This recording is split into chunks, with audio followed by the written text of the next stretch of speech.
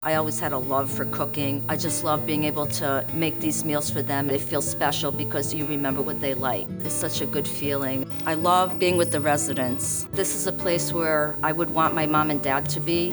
Call today. Coming up on this edition of Reel to Reel.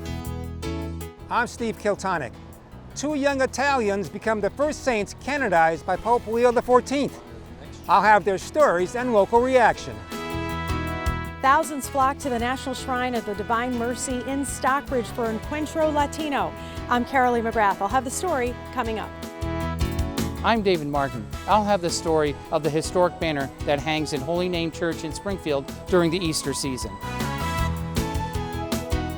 It's all just ahead on this edition of Reel to Reel.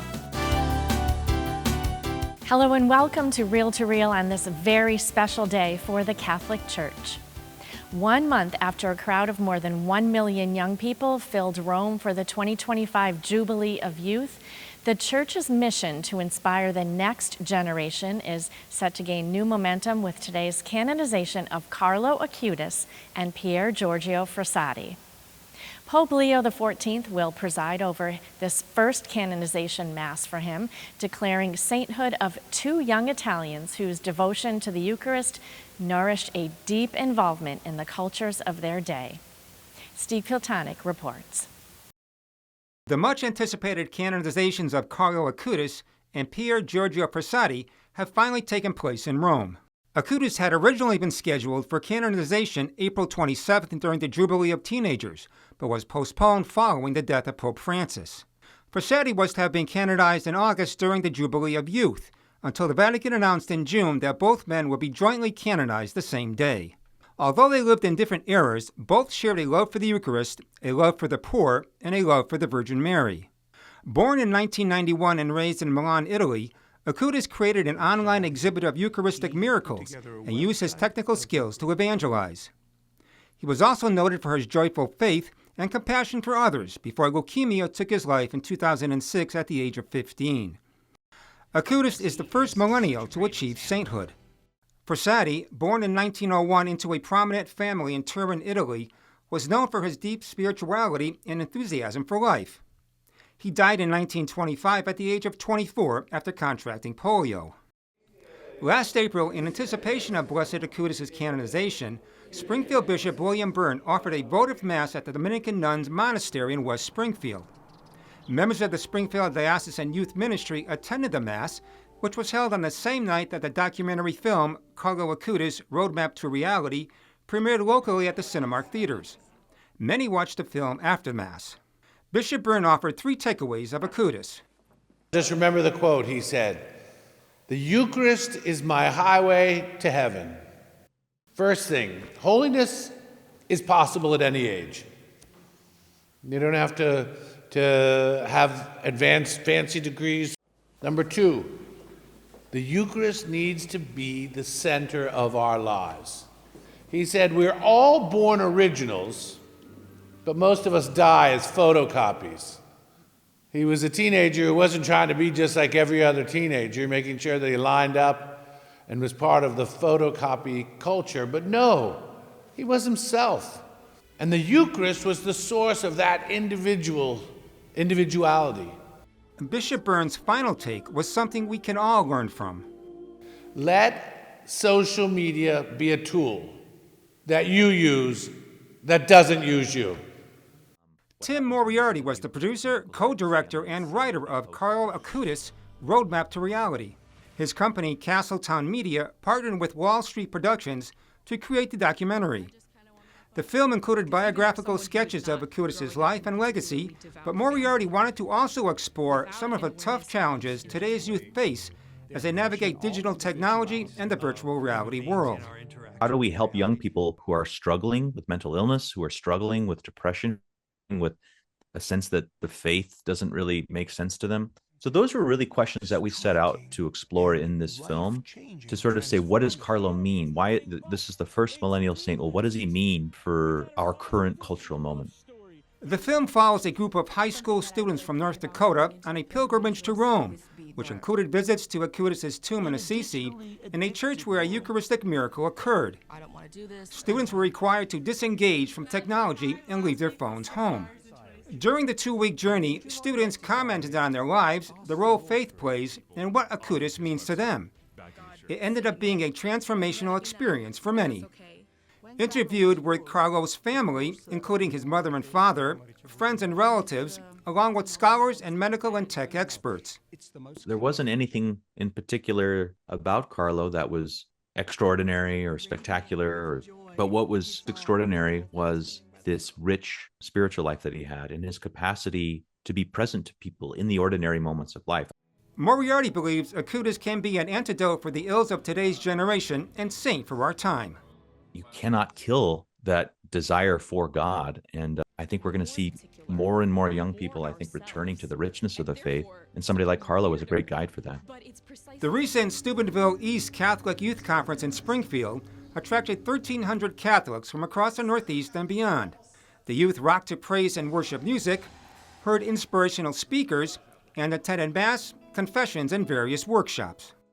The teens I spoke with at Steubenville were extremely excited about the canonization and ultimately agree that Saints Acutis and Frasetti will be inspirational role models for the youth. It really helps with the youth because I feel like we can relate more to them. They were our age, basically, and it looked like they had such a deep relationship with God that it's really inspiring for even me. To have a saint that was actually lived in our time, had phones, the internet, all these things that distract us from God, and he used it for good. I think it's just very inspiring for a teen so young to just, especially with having leukemia, just him being able to open his mind and his heart to the Word of God and being able to just be a light of the world for the teens. It just shows like the reality of that God is still working even in modern day young people to help make them saints, and especially through the Eucharist. Pier Giorgio Frassati's faith was the cornerstone of his life. He regularly attended Mass, spent hours in adoration, and was devoted to the Blessed Virgin Mary, joining the Marian Sodality as a teenager. Frassati was involved extensively in charitable work, often helping the poor and sick in the community. He was known for his infectious joy, humor, and pranks. Frassati was passionate about mountain climbing, and on his last climb wrote the phrase verso l'alto, which means to the heights. Frassati was such a unique person in that, yes, he was going to daily Mass, yes, he was experiencing the Eucharist kind of on a daily level, but at the same time, he was an outdoor enthusiast. You know, he was climbing up these big mountains, and he was having fun with his friends, and he was a big kind of a socialite, had lots of fun activities that he was involved with. And so he just showed that, you know, he was just a normal, average guy who was also really into his faith. On the campus of Thomas Aquinas College is a century-old red brick building once known as the Tracy Student Center. Renamed after Frassati in 2022, students study, socialize, and attend many campus activities here during the year. In 2023, the college wanted to commemorate the building with a painting. Courtney Giovinazzi, a mother of 2 Aquinas students and an artist from Maine, volunteered her talents to create a portrait-style painting of Frassati in oil on canvas. The painting was destined to rest above the center's fireplace in a dark space, and the college wanted it visible from across the hall, which meant it had to be bright. He's a handsome man, he's also a rugged man. So I wanted to have both those things, not knowing exactly what he looked like. And there were no color images. She discovered Frassati loved the outdoors, especially mountain climbing. He would bring a priest and they would say Mass before they climbed, and they would pray the rosary and they climbed. But he was a young, adventurous man, and he loved to play jokes with his friends. So I wanted to have that playful look and not have him too stern and stoic. Courtney worked on the painting in her spare time, little by little, piecing it together in her studio. After 2 years and a number of revisions, Courtney felt she finally had a piece that captured his spirit. The painting shows Frassati on a rocky hillside, a hint to his passion for climbing, displaying a warm, inviting grin that speaks to his mischievous spirit. The rosary beads reflect his unwavering faith. Last November, at the campus-wide Thanksgiving dinner, the painting was unveiled by Dean Stephen Kane and blessed by Father Markey. I am just happy, to be honest with you, that the school is happy. That's the goal, is to be able to leave something that is well suited for a space. the patron saint of youth will hopefully watch over and intercede for students at the college for many years to come. Saints Pier Giorgio Frassati and Carlo Acutis, together lighting the way for a new generation of Catholics. For Real to Real, I'm Steve Kiltonic. Two great inspirations for the church, for sure. And joining me now to talk more about this historic moment for the Catholic Church is Father Gary Daly, rector of St. Michael's Cathedral. Hi, Father Gary. Thanks so much for being with us today. Great to be with you, Sharon. Well, first of all, a question. Were you among the early birds who got up to watch the canonization this morning? Well, anyone who knows me knows it's a great sacrifice, but yes, because it's such a momentous moment, I was up to watch the canonization this morning, and it was amazing. And so what was your reaction to these canonizations? Well, I mean, it was just amazing for many reasons. One is that this is a Jubilee year. Number two is that this is Pope Leo XIV's first canonization as Pope, and he's canonizing two young men who are so relatable to our young people today and to the crowds that were there. And of course, we know these canonizations have been delayed from the past few months to this date, but I think it was providential that they both be canonized on the same day, and it sure proved that today. Father Gary, I know you hold a very special devotion to now Saint Carlo Acutis. When you led our Jubilee year pilgrimage to Italy this past July, you brought our pilgrims to view his remains. Why was that so important for you to do? Well, for a few reasons. One is that, you know, my ministry at the University of Massachusetts for the 14 years I was there really showed me the devotion that young people had to this saint because he's so relatable to them. And so when we were on pilgrimage, both with the students a year and a half ago and this, we certainly went to the Church of St. Mary Major where Carlo Acutis' body is on display for people to really see, you know, this young man who led a very normal life in a sense, who was a computer geek by all his friends' notions and so relatable, loved video games and soccer and buried in his tracksuit. And it's just amazing for people to be able to see that and to be able to pray at his tomb. Someone who is going to be canonized a saint today when we were there in July. So for all those reasons, I wanted people to be there to be able to pray to his tomb and to ask for intercession, particularly for young people who are struggling today, but who are involved in computers and to use their computers wisely as St. Carlo Acutis did. And now before we wrap things up with you, Father, I know that St. Michael's Cathedral is hosting a number of very special Jubilee year masses in the upcoming weeks. Can you share some of the details? Yeah, we have a very busy fall with Bishop. The one coming up immediately is this coming Saturday, September 13th, just after 9/11. We're inviting all our first responders from the Diocese of Springfield, police and firefighters, state troopers, to come and join us for Mass at 4 o'clock at the Cathedral. We'll have a procession with all those gathered there in their Class A uniforms with the bagpiper and the honor guard to come into the Cathedral and for Bishop to honor them and to thank them for their service, you know, they give to us in our various municipalities throughout the Diocese of Springfield. So that's this Saturday, September 13th at 4. And the next one will be at the end of September with the Knights of Columbus, calling all the knights and their families to come to the Cathedral for the Jubilee year and to celebrate Mass with Bishop, thanking them for all the service they give to the parishes and the diocese throughout the years. And then on October 18th, which is the Feast of St. Luke, who was a physician, we're having a white Mass, which is for all people in medical profession, doctors, nurses, anyone that's a medical, EMTs, inviting them to the Cathedral to this special Mass to thank them for their gift of healing people and for their caring for so many throughout the Diocese of Springfield. So these are some of the events, and there's many more, and they can certainly be found, you know, on the diocesan website, and we'll keep you posted as they come along. And of course, the big one that we're planning for too is November 1st, which is the Handel's Messiah concert. That should be a spectacular evening. It's the Feast of All Saints at the Cathedral with a grand choir and musicians, and we hope that many people will come and enjoy that too. And all are certainly welcome. Thanks so much, Father Gary Daly, for joining me today. And we have more information on these masses along with our men's and women's conferences, all at diospringfield.org. And still to come on this edition of Reel to Reel, more than 4,000 people converged on the National Shrine of the Divine Mercy in Stockbridge for Encuentro Latino, the event celebrating Catholic faith and culture. Carolee McGrath will have that story. And the historic Easter banner at Holy Name Parish in Springfield is once again on display in the sanctuary with new, vibrant colors.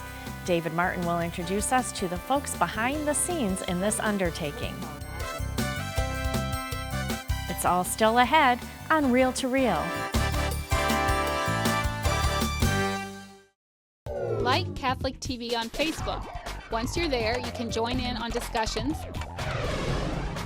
make friends with other Catholic TV fans, watch behind-the-scenes videos from the studio, and stay up to date with the Catholic world. All this at facebook.com/CatholicTV.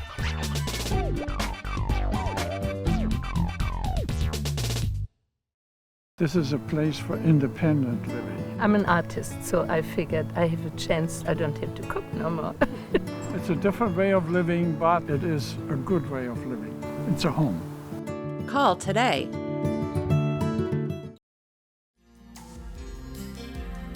As the crispness of autumn approaches and we return to familiar rhythms, school, parish life, community events, the fall edition of The Catholic Mirror invites us to consider the deeper rhythms that shape our faith journeys. Our cover story introduces readers to Psalm 33, a contemporary praise and worship music group whose talents stretch far beyond what you might expect. They are a music ministry rooted in the mission of leading hearts closer to Christ. This issue's parish angel is Donna Abbott, a longtime parishioner of St. Mary's Parish in Lee, who is always there to lend a hand in any way she can. We also follow the journey of the Catholic Communications Pilgrimage of Hope, led by Father Gary Daly. 30 pilgrims took part in this spiritual journey through Italy during this Jubilee Year of Hope. Faith being lived through song, in steps, in shared prayer, and in every choice we make to follow Jesus a little more closely. This edition is in the mail. If you wish to start your free subscription, call Catholic Communications at 413-452-0670. The National Shrine of the Divine Mercy hosts different ethnic celebrations throughout the year, and in early August, it was Encuentro Latino Day. As Carolee McGrath tells us, families flocked from all over the region to take part. On a beautiful day in early August, more than 4,000 people gathered at the National Shrine of the Divine Mercy in Stockbridge for Encuentro Latino Day, a day to celebrate Catholic faith, family, and culture. The day included Mass at the outdoor Mother of Mercy Shrine on the grounds. We call it Encuentro because our families, our Latinos, are really big, and we have this event not only religious, but it's for like a having together encounter families. Magdalene Lopez, who organized the event and heads up the Hispanic outreach at the National Shrine of the Divine Mercy, says she's seen many miracles through this event. Well, there was one time there was this lady who couldn't get pregnant. She carried Mary during the procession. A year later, she called me and she said, guess what? I'm pregnant. So there's many, many miracles. People who get sick, they're sick and they get wealthy, better, and so we got a lot of miracles. So we know that God is working through this event. Yes, in many ways, and conversions. Benjamin Santiago, the director of John the 23rd for the Diocese of Springfield, was one of the featured speakers. He focused his talk on the Jubilee year and being a pilgrim of hope. This opportunity of this year, we have it every 25 years. Like I was saying in the message, I don't know if I'm going to be for the next one.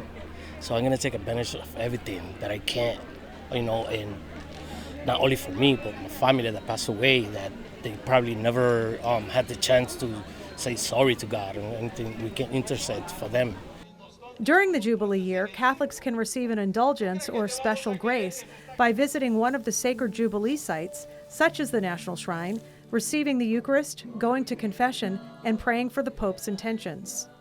This is the 20th anniversary of Encuentro Latino here at the National Shrine of the Divine Mercy, and it's really a beautiful day where families from all over the Northeast can encounter our Lord in community. La gasolina para una rocket hasta la luna. There were activities for children, food trucks, and Catholic vendors. At the end of the day, people gathered for a rosary procession on the grounds, followed by the praying of the Divine Mercy Chaplet. Mary is a huge part of bringing Catholics to Jesus. Just like Jesus came to us through Mary, he wants us to come to him through Mary. And for Our Lady, especially Our Lady of Guadalupe, she was a huge reason for the conversions that took place in Central America. That's why she's patron of North America. And for us here at the Divine Mercy Shrine, Mary, as the Immaculate Conception, she's the masterpiece of mercy. So we love to see how she can exemplify God's mercy. Encuentro is held each year on the first Saturday in August. Reporting for Reel to Reel, I'm Caroline McGrath.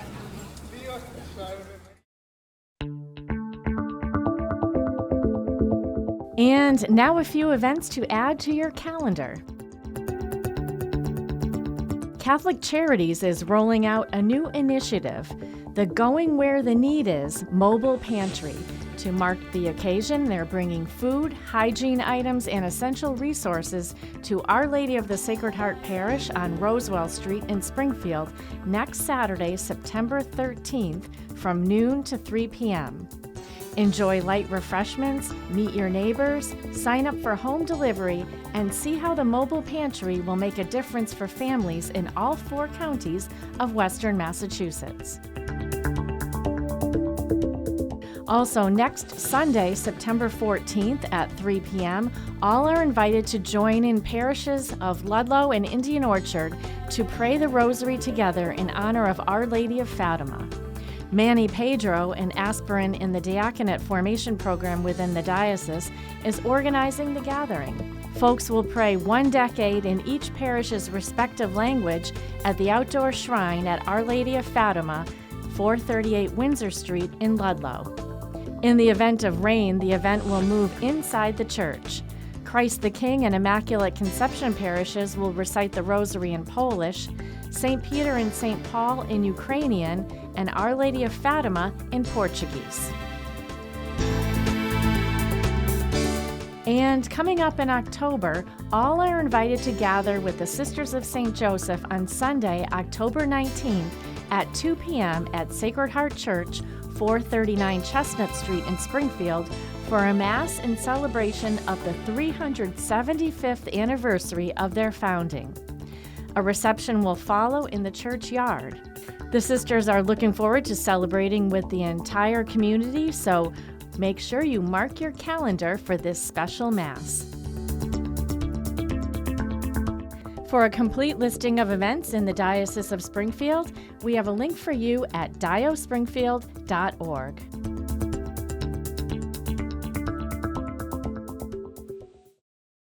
Almost half a century ago, women from Holy Name Parish in Springfield were inspired to combine their skills, creating a tapestry to share with their parish for the Easter season.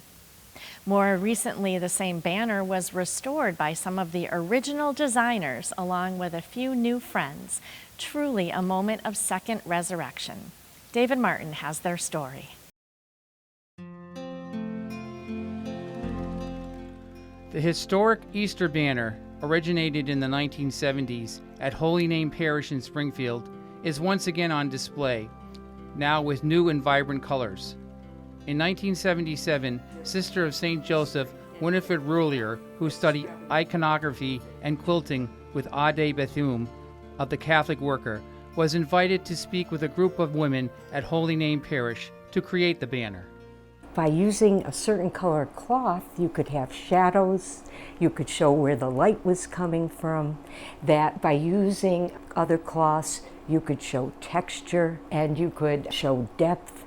So they got it. Sister Roulier learned from Bethune to focus on icons, which are sacred pictures that draw a viewer into the mystery of the event. Longtime parishioner Joan Kalura worked on creating Holy Mary in the banner. Joan took the pattern to work at home. This is God's mother. Can you believe it? You're going to work on her dress? Beautiful. And I said, and she's so sorrowful. So I wanted to make sure that anybody who was looking at it, she wasn't going to be in some crazy looking outfit, that she was going to be very plain, because she was like that, I believe, and she was beautiful.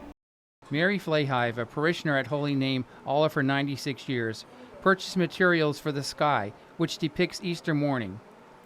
Her daughter helped to choose colors and shades. All of the original women involved had their initials sewn into the back of the banner. The ladies who worked on the banner, we all knew each other.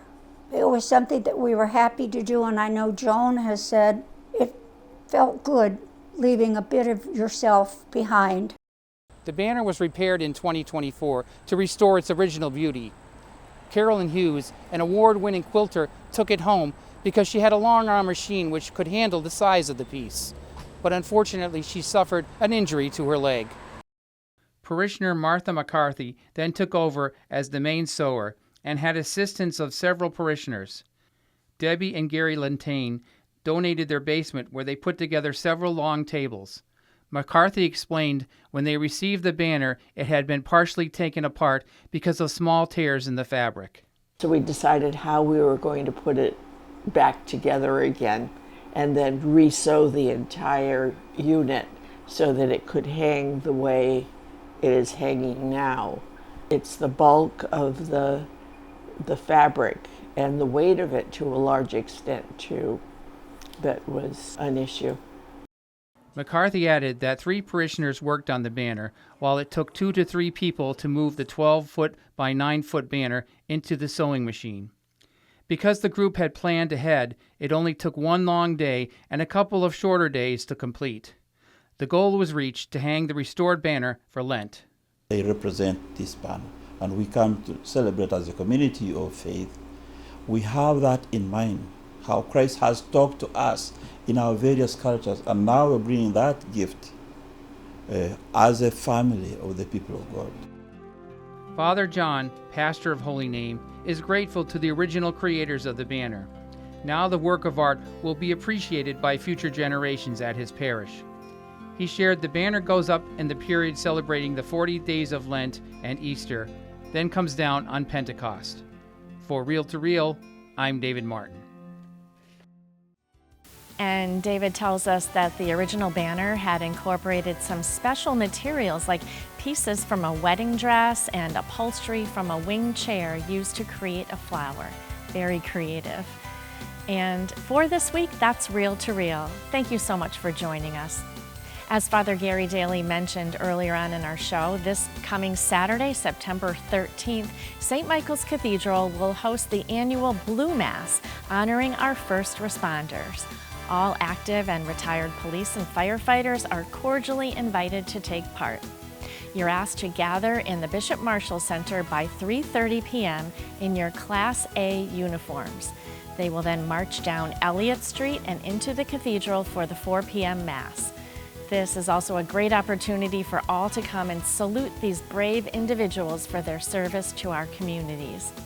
So please join in the Blue Mass next Saturday right here at St. Michael's Cathedral. And for all the latest news of the Catholic Church here in Western Massachusetts and around the world, log on to iobserve.org. We are also on Facebook, and you can follow us there at Catholic Communications. I will see you at this same time again next week for another edition of Reel to Reel, your window on the world around you. See you then. Reel to Reel is a production of the Catholic Communications Corporation, funded in part by the annual Catholic Appeal, and the support of you, our faithful viewers.